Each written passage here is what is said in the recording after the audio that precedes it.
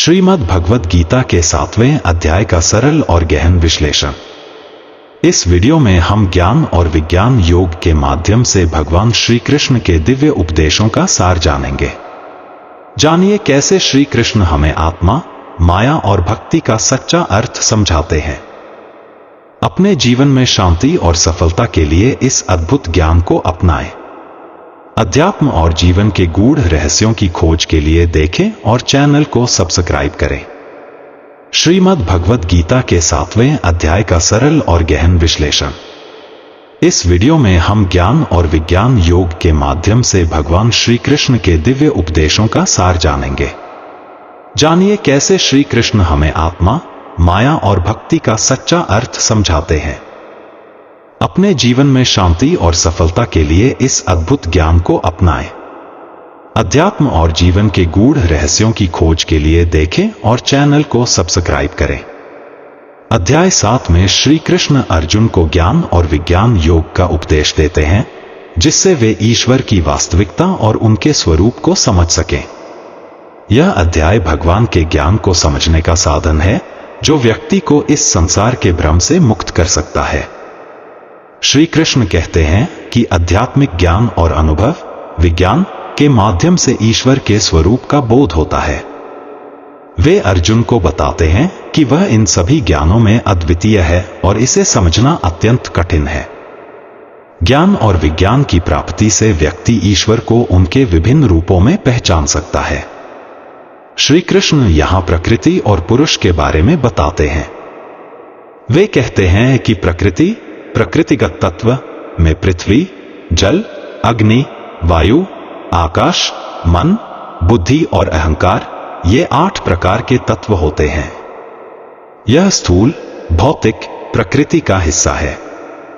पुरुष, आत्मा का स्वरूप इन तत्वों से अलग होता है, जो चेतना का स्रोत है।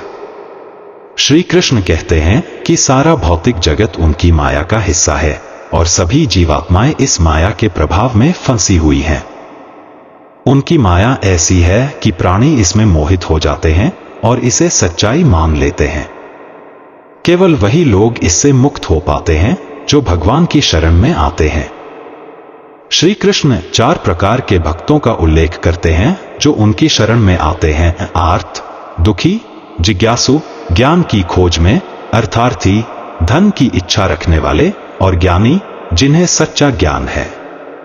इनमें से ज्ञानी को श्री कृष्ण सबसे अधिक प्रिय मानते हैं, क्योंकि वह भौतिक इच्छाओं से ऊपर उठकर केवल ईश्वर को ही देखता है। श्री कृष्ण बताते हैं कि वे सभी चीजों में विद्यमान हैं। वे सभी गुणों के मूल हैं: सत्व, सद्गुण, रज, उत्साह और तम, अज्ञान। वे कहते हैं कि लोग इन 3 गुणों के अधीन होते हैं और उसी अनुसार अपने कर्मों का चयन करते हैं। जो लोग इन गुणों के पार चले जाते हैं, वही ईश्वर को पहचान पाते हैं। भगवान कहते हैं कि उनकी माया अत्यंत शक्तिशाली है और इससे पार पाना कठिन है। जो लोग उनकी शरण में आते हैं, वे इस माया से मुक्त हो जाते हैं।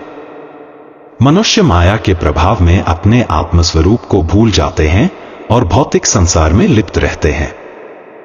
यह माया ही व्यक्ति को परम सत्य से दूर रखती है। सांसारिक इच्छाओं से ऊपर उठने की आवश्यकता। श्री कृष्ण कहते हैं कि जब व्यक्ति संसार की इच्छाओं से ऊपर उठ जाता है और केवल ईश्वर में ही अपना ध्यान लगाता है, तब उसे सच्चे सुख की प्राप्ति होती है।